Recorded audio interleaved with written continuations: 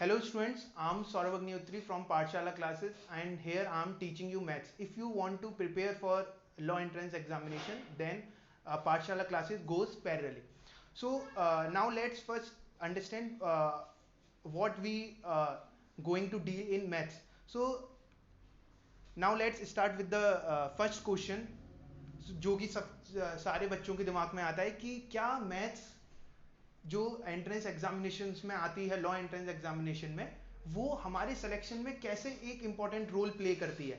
अब जैसे कि आप यहाँ पे देख सकते हैं, मैंने यहाँ पे 3 पॉइंट स्पेसिफाई करे हैं जो कि आपको रीजन बताते हैं कि आपको क्यों मैथ का जो क्वेश्चंस हैं वो करने चाहिए, दूसरा आपको मैथ में क्यों अपना थोड़ा इंटरेस्ट इनबिल्ट करना चाहिए। देखिए सबसे पहला रीजन है कि जो आपकी जो मैथ आती है, ठीक है, वो सबसे पहला जो मैथ आती है उसमें आप अपनी बेस्ट एक्यूरेसी प्रोवाइड कर सकते हैं। और कुछ क्वेश्चंस मैथ में ऐसे आते हैं जो कि मैं आपको आगे बताऊंगा, जो आप विद इन अ सेकेंड मतलब देख के ही आप उसका आंसर दे पाएंगे, और जो कि बहुत कम टाइम लेते हैं, बट आपको वही 1 मार्क्स और 2 मार्क्स इक्वलेंट गेन होंगे जो कि आपको अदर जो लीगल और टॉट्स के सब्जेक्ट होते हैं जिसमें आपको मेमोरी बेस्ड अपनी स्किल्स और रीडिंग स्किल्स को अपना चेक करना होता है। बट आप इन केस ऑफ मैथ्स अगर आपको कॉन्सेप्ट आता है, और ये मेरी गारंटी है अगर आपने जो क्लासेस मेरी रेगुलरली करेंगे, ठीक है, तो जो आपके क्वेश्चंस आते हैं बड़े से बड़ा वो छोट आप with in a second questions कर पाएंगे। ठीक है, आगे हम देखेंगे ऐसे क्वेश्चंस को जो कि आप विद इन अ सेकेंड कर पाएंगे, बट अभी हम समझते हैं कि ये कैसे इंपॉर्टेंट रोल प्ले करता है। देखिए सबसे पहला पॉइंट जो मैंने आपको समझा है कि ये एक टाइम सेवर होता है। ठीक है, मैथ्स के अगर 15 क्वेश्चंस आ रहे हैं, 20 क्वेश्चंस आ रहे हैं, तो आपको वहां पे वो 100% है कि आप वहां पे जो आपका स्कोर है वो 15 प्लस जाने वाला है अगर आप कॉन्सेप्चुअल मैथमेटिक्स में अपनी प्रिपेयर करते हैं तो। और ये मेरी गारंटी है कि अगर आप मेरे लेसन्स के साथ साथ अगर 1 आवर मतलब 1 आवर डेली प्रैक्टिस करेंगे तो जो भी लॉ एंट्रेंस में क्वेश्चंस आएगा वो आप 100% गारंटी है कि आप वो क्वेश्चंस कर ले जाएंगे। एक आध कोई क्वेश्चन होगा उसकी कोई दिक्कत नहीं, वो इतना बड़ा रोल प्ले नहीं करता, बट जो 99% क्वेश्चंस होंगे वो आप गारंटी है मेरी कि कर ले जाएंगे। ठीक है, विद इन आवर फॉर आप 1 आवर प्रिपेयर अपना करेंगे तो। देखिए सबसे उसका दूसरा इंपॉर्टेंट रीजन ये है कि आप जो रीजनिंग आपका मेन है, जो रीजनिंग आप रीजनिंग पढ़ते हैं उसमें जो कुछ टॉपिक्स होते हैं, जैसे आप नंबर सीरीज वहां पे पढ़ते हैं, आप वहां पे कुछ मिसिंग टर्म्स पढ़ते हैं, तो वहां पे डायरेक्टली और इनडायरेक्टली अगर आपकी मैथ अच्छी है तो वहां पे स्क्वायर्स क्यूब्स और ये सब करने में परसेंट मतलब स्क्वायर्स क्यूब्स करने में तो आपको वहां पे इनडायरेक्टली मैथ आपको फायदा पहुंचाएगी। तो वहां के लिए भी आपको इनडायरेक्टली मैथ हेल्प करेगी अगर आप अपना साथ में मैथ प्रिपेयर करते हैं तो। और सबसे फोरमोस्ट इंपॉर्टेंट चीज कि जो रैंक होल्डर्स होते हैं उनका आप कभी भी रिकॉर्ड उठा के देखिए, उन्होंने मैथ में अच्छा स्कोर किया होता है, क्योंकि सब लोग अपना जो टेक्निकल सब्जेक्ट्स होते हैं जैसे आपके में टॉट्स है, लीगल, जो ये वाले जो सब्जेक्ट्स हैं सब लोग तैयार करते हैं। ठीक है, बट जो नहीं तैयार करता वहां पे आप लोगों को पहुंचने की जरूरत है, जो है मैथ्स। अगर आपने सपोज करिए आपने भी लीगल की तैयारी करी और एक बच्चा दूसरा भी लीगल की तैयारी कर रहा है, बट हुआ ये कि आपके दोनों के मार्क्स क्रैश कर गए, ठीक है, क्लैश कर गए, तो आपको वहां पे करना क्या है कि जो मैथ्स के मार्क्स होंगे वो आपको आपकी रैंक में बूस्टअप प्रोवाइड करेंगे। ठीक है, तो ये आपको इंपॉर्टेंट रोल प्ले करता है मैथमेटिक्स, जो कि आपको बताता है कि मुझे क्यों मैथ्स तैयार करनी चाहिए। ये मैं इसलिए बता रहा हूं पहले क्योंकि सारे बच्चे सबसे बेसिक मिस्टेक जो करते हैं वो यही करते हैं कि मैथ तैयार बिल्कुल नहीं करते। ये मेरी गारंटी है कि आप अपने आप को रेगुलर रखिए और कंसिस्टेंट रखिए पढ़ाई में, ये मेरी गारंटी है कि आप अच्छा स्कोर बिल्कुल करेंगे। देखिए अब हम बात करते हैं एलएट की। ठीक है, जो आपका जो यहाँ पे मैं मैथमेटिक्स कवर करूंगा वो आपके डिफरेंस लॉ एंट्रेंस एग्जामिनेशन की रिगार्डिंग करूंगा, और हम जो यहाँ पे मैथमेटिक्स में कवर करूंगा वो on the basis of different law entrance examination होगा, मतलब सिलेबस के बेस पे करूंगा। क्योंकि आप एलएट का सिलेबस देखेंगे और क्लेट का सिलेबस देखेंगे जो मैं अभी आपको आगे स्लाइड्स में बताऊंगा, तो दोनों काफी डिफर करते हैं। ठीक है, और दोनों की अप्रोच अलग है। तो अगर आप क्लेट के लिए तैयारी कर रहे हैं तो आप वो वाली अप्रोच फॉलो करिएगा मेरी, अगर आप एलएट की तैयारी कर रहे हैं तो आप वो वाली अप्रोच फॉलो करिएगा, ठीक है। तो देखिए सबसे पहले हम एलेट को समझते हैं कि यहाँ का जो एंट्रेंस एग्जाम होता है एलेट का, उसमें मैथमेटिक्स के 20 क्वेश्चंस आते हैं, ठीक है। वो 20 क्वेश्चंस बहुत इजी होते हैं क्योंकि आपकी जो मैथमेटिक्स है वो पहले ही मेंशन है कि वो एलिमेंट्री मैथमेटिक्स है, ठीक है। तो आपको कोई घबराने की बात नहीं है। उसके बाद यहाँ पे जो भी मैक्सिमम कॉन्सेप्ट आप यूज करेंगे वो आपका मैक्सिमम होगा क्लास 10 तक का, जैसे कि उनके सिलेबस में इवन स्पेसिफाई भी है। अब आप यहाँ पे देखिए कुछ इंपॉर्टेंट टॉपिक्स जो कि आपको कवर करने होते हैं during the preparation of AILET entrance examination. तो देखिए सबसे पहला जो इंपॉर्टेंट चैप्टर आता है वो होता है आपका नंबर सिस्टम, ठीक है। नंबर सिस्टम बहुत ब्रॉड चैप्टर है, आपको अपने सिलेबस के हिसाब से, सिलेबस के रिगार्डिंग ही तैयारी करनी है। मैं आपको बताऊंगा नंबर सिस्टम जब मैं पढ़ाऊंगा कि किस तरीके के क्वेश्चंस आते हैं जो कि आप विद इन अ सेकंड कर देंगे, और मैं आज भी शायद कुछ क्वेश्चंस आपको बताऊं जिससे आप देखेंगे कि हम किस तरीके से विद इन अ सेकंड कोई क्वेश्चंस कर पाते हैं। तो देखिए सबसे पहला जो चैप्टर है इंपॉर्टेंट टॉपिक्स में जो आता है वो है नंबर सिस्टम। नंबर सिस्टम में आपको एक चीज का बहुत ध्यान रखना है, ये जो चैप्टर है ये जितने भी एंट्रेंस एग्जामिनेशन होते हैं, यूपीएससी एंट्रेंस एग्जामिनेशन होते हैं, बाकी के जितने भी स्टेट लेवल के एग्जामिनेशन, सब में नंबर सिस्टम आता है, ठीक है। बट आपको जो प्रिपेयर करना है नंबर सिस्टम वो आपको अपने सिलेबस के रिगार्डिंग करना है। मेन मतलब जो नंबर सिस्टम आपको पढ़ना है वो टू द पॉइंट पढ़ना है। अगर आप इसमें बहुत ज्यादा अप्रोच करने की कोशिश करेंगे कि इस चैप्टर को मैं और ज्यादा से ज्यादा पढ़ाऊं, तो आप बाकी के चैप्टर्स कि जितनी पूरी ओवरऑल इन डेप्थ में जाएंगे उतनी ही इन डेप्थ आपको नंबर सिस्टम के लिए चाहिए होती है। मतलब शॉर्ट में आप ये समझिए कि नंबर सिस्टम को आपको सिर्फ टॉपिक वाइज पढ़ना है, ठीक है। इसके मैं आपको जब लेक्चर्स प्रोवाइड करूंगे तो आप उसमें देखेंगे कि नंबर सिस्टम में कौन कौन से टॉपिक्स हमें करने होते हैं। दूसरा फोरमोस्ट इंपॉर्टेंट चैप्टर होता है नंबर सिस्टम। नंबर सिस्टम, उसके बाद परसेंटेज। अब आप परसेंटेज में देखिए कि ये चैप्टर इंपॉर्टेंट रोल प्ले करता है क्योंकि इसके जो क्वेश्चंस होते हैं बहुत सिंपल और day to day life base होते हैं, ठीक है। जिस तरीके से शॉपकीपर आपको डिस्काउंट देता है या आपने कोई चीज सेल करी तो उसके रिगार्डिंग जो भी क्वेश्चन आते हैं बहुत बेसिक्स एलिमेंट्री मैथमेटिक्स होती है, तो उसके परसेंटेज के क्वेश्चन इजिली आप कर ले जाएंगे। बट यहाँ पे आपको थोड़ी सी ट्रिक्स आनी चाहिए, जो ट्रिक्स मैं आपको अपने लेक्चर्स में दूंगा जिससे आप परसेंटेज के बड़े क्वेश्चन भी बहुत विद इन आ सेकेंड कर पाएंगे, ठीक है। वो आगे हम क्वेश्चंस में देखेंगे। दूसरी बात, परसेंटेज तैयार करते हुए हमें ये बात ध्यान रखनी होती है कि हमें परसेंटेज हम तैयार जब करते हैं तो हमारे इनडायरेक्टली प्रॉफिट एंड लॉस और सिंपल इंटरेस्ट और कंपाउंड इंटरेस्ट तैयार हो जाता है अगर हमारी परसेंटेज का जो कॉन्सेप्ट है हमने बिल्डअप किया है वो अच्छा है, तो वो आपको indirectly profit and loss, simple interest, compound interest में हेल्प करता है, ठीक है। उसके आप नेक्स्ट टॉपिक देखेंगे रेशियो एंड प्रोपोर्शन, ठीक है। रेशियो प्रोपोर्शन में क्या होता है, आपके बेसिक क्वेश्चन आते हैं मिक्सअप के। इसमें क्या होता है कि आपका जैसे 2:3 का कोई मिक्स है, फिर 3:4 का कोई मिक्स आपस में एडअप कर दिया गया, तो रिजल्टेंट मिक्सअप का रेशियो क्या होगा, इस तरीके के कुछ बेसिक्स क्वेश्चन आते हैं जो कि हम रेशियो प्रोपोर्शन और मिक्सर एलिगेशंस में देखेंगे। उसके बाद नेक्स्ट चैप्टर जो कि इंपॉर्टेंट प्ले रोल करता है वो है टाइम एंड वर्क। अब आप यहाँ पे देखिए टाइम एंड वर्क से रिलेटेड एक चैप्टर और है जो कि है पाइप एंड सिस्टम, ठीक है। टाइम एंड वर्क और पाइप एंड सिस्टम बिल्कुल पैरेलल रनअप करते हैं। अगर आपको टाइम एंड वर्क की अप्रोच समझ में आ गई, ठीक है, तो आप वहां पे पाइप एंड सिस्टम के क्वेश्चन भी इजीली कर ले जाएंगे। नेक्स्ट जो इंपॉर्टेंट चैप्टर होता है जो कि आपको रोल प्ले करेगा आपकी सिलेक्शन में, वो होता है एवरेज। एवरेज के क्वेश्चन बहुत रैंडम पूछे जाते हैं, ठीक है। और इसके जो क्वेश्चंस होते हैं, कुछ क्वेश्चन इस तरीके से बहुत सिंपल होते हैं कि अगर आपको वो अप्रोच आती है तो आप विद इन अ सेकंड वो क्वेश्चन कर ले जाएंगे। और वो अप्रोच मैं आपको एक एक यहाँ पे बताऊंगा जिससे आपका जो रैंक होगी डेफिनेटली बूस्टअप होगी वहां पे एंट्रेंस एग्जामिनेशन।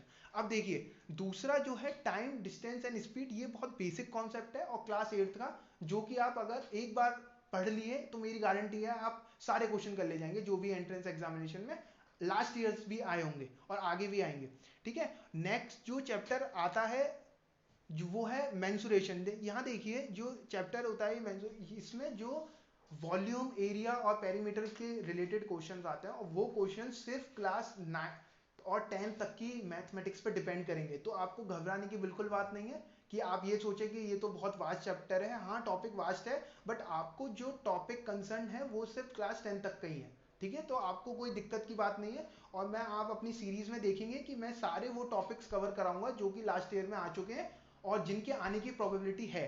और नेक्स्ट जो हम थोड़ा एडवांस टॉपिक है जो कि हम पढ़ेंगे, मॉडर्न मैथ्स। मॉडर्न मैथ के अंदर आप 2-4 टॉपिक देखेंगे जो कि थोड़ा हायर एडवांस होगा, ठीक है, बट इतनी भी डिफिकल्टी नहीं है। आप अगर बिल्कुल कंसिस्टेंट रहेंगे पढ़ाई में तो वो भी बहुत इजीली आप समझ पाएंगे। देखिए, सबसे पहला और सबसे बेसिक है प्रोबेबिलिटी। उसके बाद पी एंड सी का मतलब है परमुटेशन एंड कॉम्बिनेशन, जो आप देखेंगे, ठीक है। उसके बाद एपी जीपी। एपी आप क्लास 10th में पढ़ चुके हैं अपनी, पर जो जीपी है वो आपने नहीं पढ़ी। पर जीपी के कुछ रैंडम क्वेश्चंस कभी पूछे जाते हैं जो कि बहुत सिंपल रिजल्ट होते हैं। अगर आपने एक बार जीपी के कुछ इंपॉर्टेंट रिजल्ट याद कर लिए तो आप वो क्वेश्चन भी बहुत इजीली कर पाएंगे।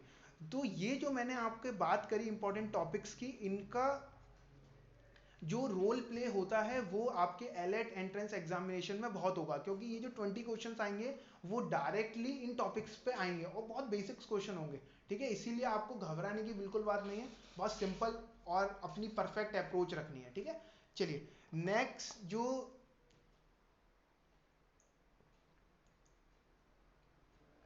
सिलेबस हम डिस्कस करते हैं वो है आपका क्लैट का सिलेबस। अब एक बात आप ध्यान रखिए, सबसे पहले ये जान लीजिए, जो क्लैट ने 2020 के लिए अपना जो सिलेबस है वो रिवाइज किया है, तो सबसे पहले ये ध्यान रखिए कि हमें जो सिलेबस पढ़ना है वो रिवाइज सिलेबस पढ़ना है। अगर आप पुराना अप्रोच करेंगे तो आपका सिलेक्शन पक्का है कि नहीं होगा, ठीक है। तो आपको जो अप्रोच रखनी है वो बिल्कुल नई रखनी है, और इस अप्रोच की जो बुक्स हैं वो अभी भी मार्केट में अवेलेबल नहीं है, ठीक है। तो जो मैं आपको यहाँ पे उसके रिगार्डिंग मटेरियल प्रोवाइड करूंगा, ठीक है, वो टू द पॉइंट होगा, प्रिसाइज होगा, और वो ही क्वेश्चन डायरेक्टली और इनडायरेक्टली डेट चेंज करके आपसे ये गारंटी है पूछा जाएगा, ठीक है। नेक्स्ट आप यहाँ पे देखिए 2020 के लिए जो सिलेबस चेंज हुआ है उसमें क्या किया है, जो एलिमेंट्री मैथमेटिक्स जो आज तक हम जानते थे, एलिमेंट्री मैथ्स जो हम पढ़ते थे, वो नेम चेंज होके अब क्वांटिटेटिव टेक्निक्स हो गया है। उसमें हम क्या पढ़ेंगे बेसिकली, अब क्लैट ने आपका मेमोरी बेस्ड जो टेस्ट है वो, आपका जो एलिमेंट्री मैथ्स में कुछ आपको मेमोरी बेस्ड कुछ ट्रिक्स थी जो याद रखनी पड़ती थी, बट आपको क्लैट ने वो भी हटा दिए, तो और सिंपल हो गया है आपके लिए तैयारी करना। बट इसमें आप ये देखेंगे जो क्वेश्चंस आते हैं वो आपके पैसेज बेस्ड और आपके फिगर बेस्ड आएंगे।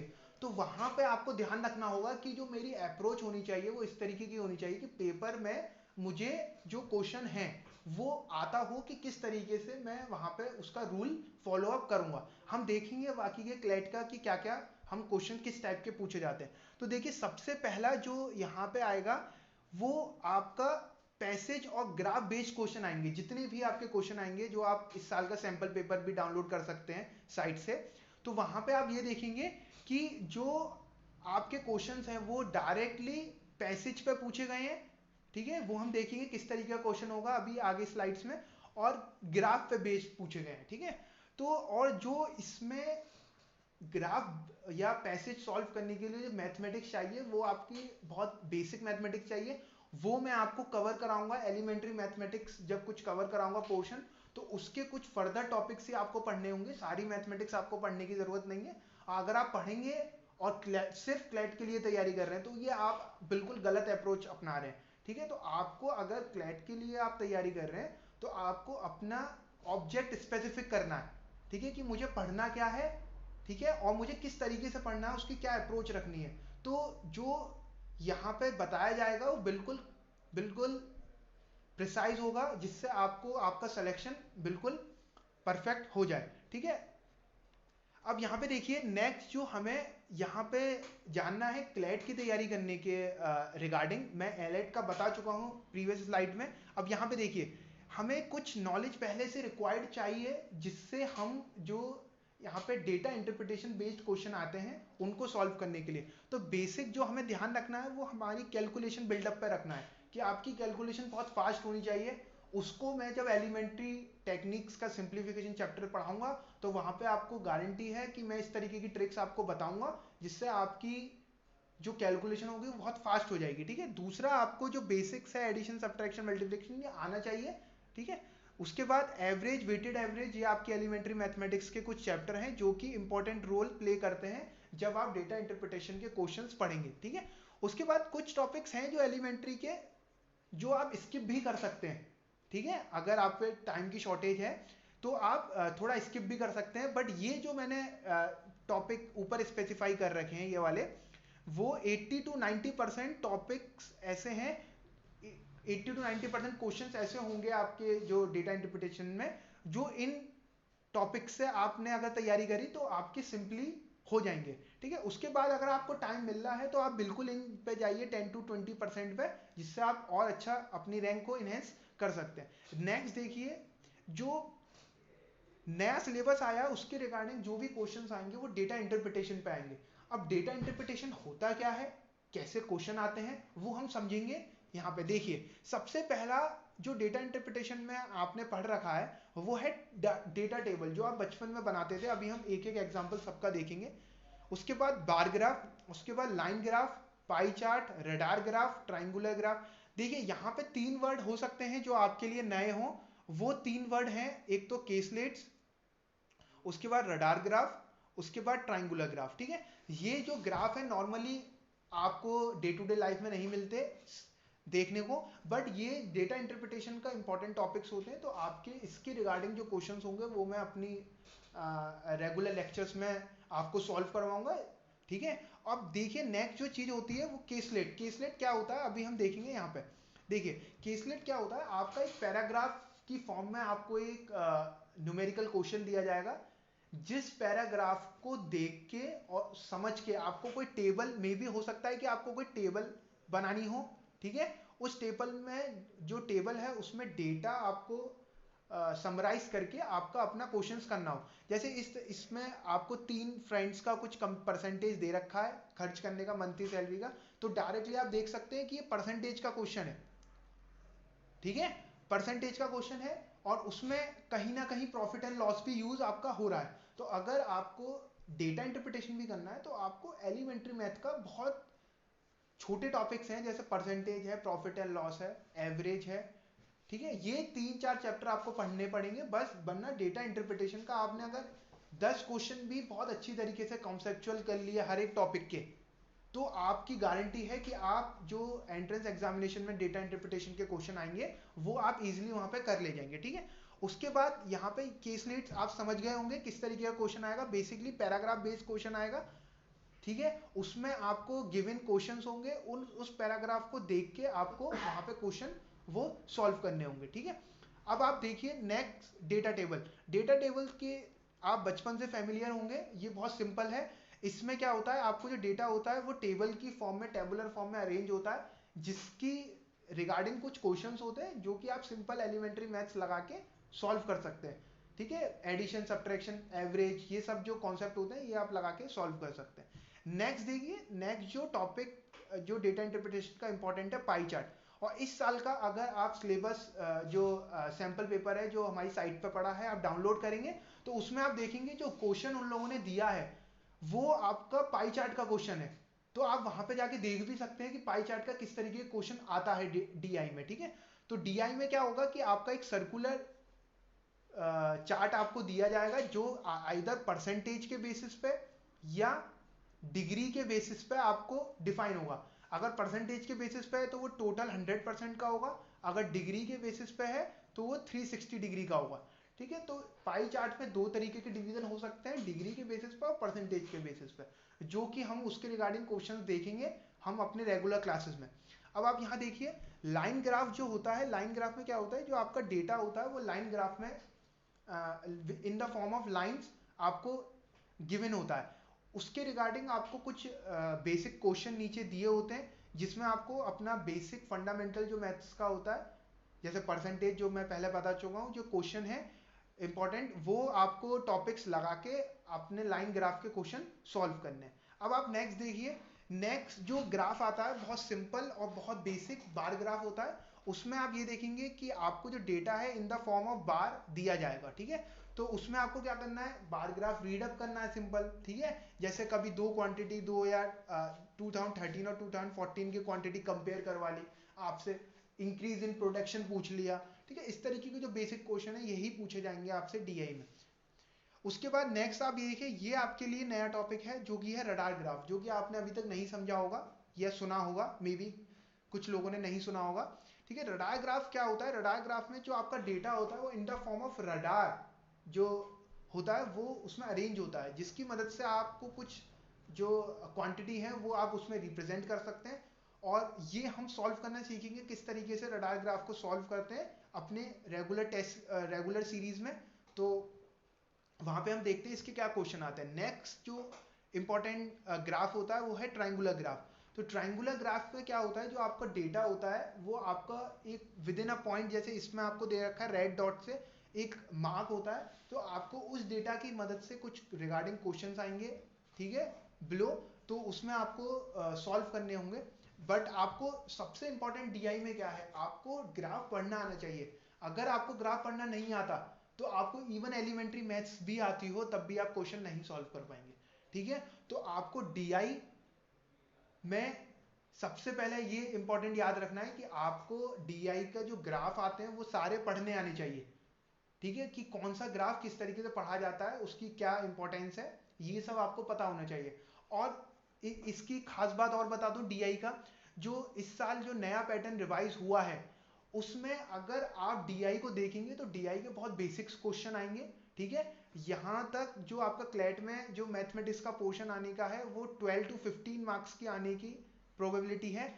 जैसे आप देख सकते हैं पहले 20 क्वेश्चन आते थे ओल्ड सिलेबस में 200 में से, अब जो क्वेश्चन कर दिए हैं वो अप्रॉक्स मे बी 15 है, क्योंकि कुछ गाइडलाइंस नहीं आई है कितने क्वेश्चन अप्रोक्सीमेट एग्जैक्टली आएंगे, तो हम सिर्फ एक अप्रोक्सीमेशन कर सकते हैं।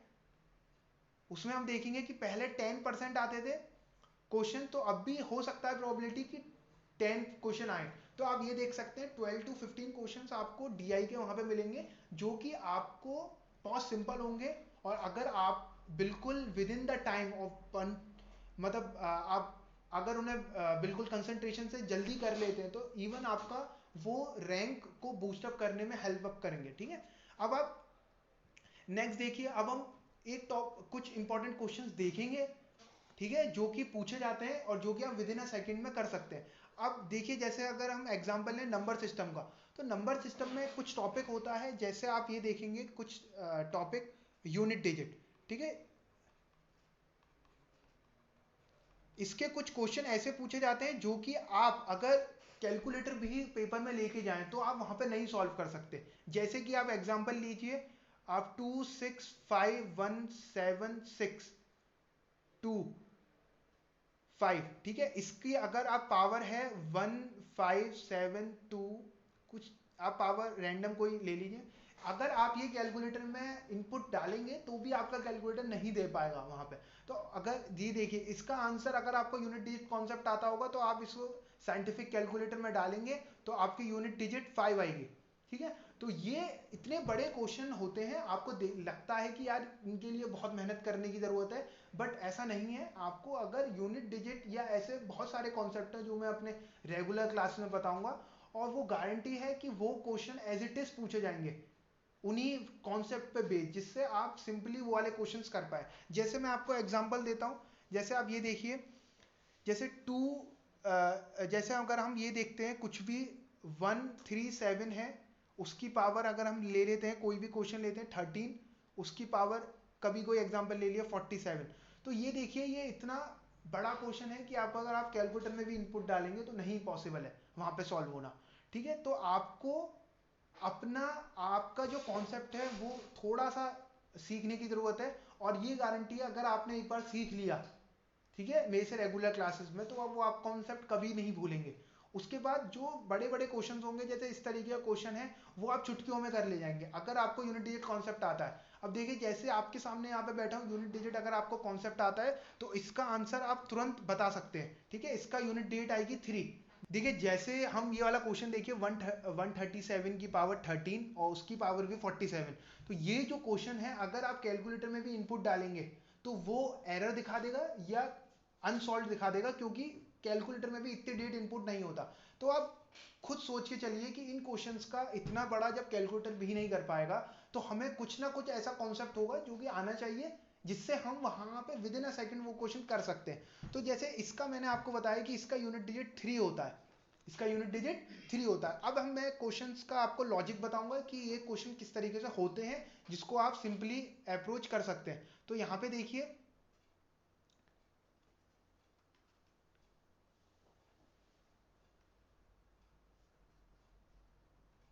ठीक है, यहाँ पे हम समझते हैं कि किस तरीके से हम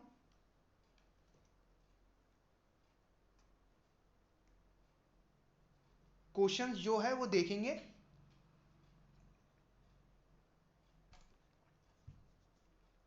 अब आप यहाँ पे देखिए, जैसे आप बचपन से देखते आए होंगे, कोई भी नंबर है कितना भी बड़ा, अगर उसका यूनिट डिजिट 0 है, तो अगर उसकी पावर कुछ भी है, अगर सपोज करिए n है, n कुछ भी है, मतलब n की पावर, n मतलब एनीथिंग, मतलब सपोज एग्जांपल आप ले सकते हैं, कोई भी पावर है, ठीक है, तो वो आपको हमेशा यूनिट डिजिट 0 देगा। ऐसे ही आप देख सकते हैं, अगर आपका कोई भी नंबर है 5 से एंड हो रहा है, तो अगर उसकी पावर कोई भी नेचुरल नंबर आपको प्रोवाइड कर दी जाती है, तो आप वहां देखेंगे कि आपको कोई भी जो नंबर एंड अप होगा वो 5 से होगा। ठीक है, ये जो बेसिक कॉन्सेप्ट है ये मैं आपको अपनी रेगुलर क्लासेस में समझाऊंगा, और इसके पीछे का रीजन बताऊंगा कि ऐसा क्यों होता है, जिससे कि आप जो क्वेश्चंस हैं पेपर में बहुत ही शॉर्ट टाइम, शॉर्ट ड्यूरेशन में सॉल्व कर ले जाएंगे बड़े। अभी हम एक एग्जांपल देख चुके हैं, अभी मैं इसी जो अभी लॉजिक बता रहा हूं आपको, इसी के ऊपर एक आपको क्वेश्चन बिल्डअप करके दिखाऊंगा, और वो गारंटी है ऐसा क्वेश्चन होगा कि आप अभी स्क्रीन को स्टॉप करके आप कैलकुलेटर में इनपुट करिएगा, तो मेरी गारंटी है कि कैलकुलेटर भी आपका उसे सॉल्व नहीं कर पाएगा वहां पे बैठे बैठे। ठीक है, अगर आप चाहें तो स्क्रीन को स्टॉप करके आप देख लीजिए, आपको कैलकुलेटर नहीं कर पाएगा। बट अगर आप वहां पे गूगल में जाके प्रोग्रामेबल कैलकुलेटर होते हैं, उसमें आप डेटा डालिए तो वो यूनिट डेट देगा, और वो अराउंड 256 और 200 डिजिट्स के बाद एक आंसर आएगा, जो कि आप विद इन अ सेकंड वहां पे बता देंगे। ठीक है, तो ये इंपॉर्टेंस है आपको यूनिट डिजिट का, अगर आपको आता है। ऐसे ही आपको अगर यूनिट डिजिट का कॉन्सेप्ट आता है, ये मैं एक कॉन्सेप्ट का एग्जांपल ले रहा हूं, तो आप जो फंडामेंटल कुछ क्वेश्चंस आते हैं परसेंटेज के रेगुलर बेसिस पे, उसमें भी अगर आपको ये कॉन्सेप्ट आता है तो आप क्वेश्चन को, आंसर को प्रिडिक्ट कर सकते हैं। ये जो छोटे छोटे कॉन्सेप्ट हैं, आपको जो रेगुलर क्वेश्चंस आते हैं परसेंटेज और इन सब एवरेज चैप्टर्स में, वो आपको आंसर को प्रिडिक्ट करने में भी हेल्प करते हैं। ठीक है, तो यहाँ पे हम समझते हैं, जैसे 0 की कोई भी पावर हो तो वो एंड अप 0 होती है, 5 की कोई भी पावर हो 5 से एंड अप होती है। ठीक है, ऐसे ही अगर आपकी कोई 1 हो, 1 की कोई भी पावर हो, तो वो हमेशा 1 से एंड अप होगी। ठीक है, उसके बाद आप देखेंगे यहाँ पे, अगर आपकी नंबर अगर 6 है, तो 6 की कोई भी पावर हो तो वो आपको एंड अप हमेशा 6 से ही करेगी। तो इसके लिए एक रूल यहाँ पे फॉलो हो रहा है, अगर आप यहाँ पे देख रहे होंगे, ये रूल ये है कि कोई भी नंबर अगर सपोज करिए x है, वहां पे उसकी पावर कुछ भी है, if x is equal to 0 1 5 6, ठीक है, तो वहां पे आपको यूनिट डिजिट जो मिलेगी, वहां पे आपको जो यूनिट डिजिट मिलेगी वो सेम होगी। ठीक है, यूनिट डिजिट सेम होगी। अब ये बहुत छोटा सा अभी मैंने आपको कॉन्सेप्ट बताया, ऐसी इंटरेस्टिंग जो कॉन्सेप्ट है मैं आपको अपनी रेगुलर क्लासेस में और बताता रहूंगा। तो आप देखिए, इसी के ऊपर मैं एक क्वेश्चन बना रहा हूं, जैसे ये है 256 की पावर 1125 प्लस 275 की पावर 132,567 प्लस 312,161 की पावर 173,165। तो देखिए, अगर आपको ये कॉन्सेप्ट आता है तो यहाँ पे आप तुरंत बता सकते हैं कि अगर कोई नंबर 6 से एंड अप हो रहा है, तो वो डेफिनेटली जो डिजिट देगा एंड में वो 6 देगा। तो यहाँ पे आप देख सकते हैं 6, यहाँ पे आप जानते हैं कि अगर कोई भी नंबर एंड अप होगा तो वो आपको 5 से अगर एंड अप हो रहा है तो एंड में डिजिट 5 देगा। तो यहाँ पे आप देखिए 6 प्लस 5 कितने हो गए आपके यहाँ पे 11। ठीक है, उसके बाद आप यहाँ पे देखिए, ये आपको यहाँ पे आपने देखा ऊपर कि अगर कोई नंबर 1 से एंड हो रहा है तो वो आपको एंड में यूनिट डिजिट देगा 1। तो आप यहाँ पे देखिए ये आ गया आपका 6 + 5 11, 11 + 1 12। तो यहाँ पे आप देखिए जो यूनिट डिजिट है वो आपको 2 मिल गई।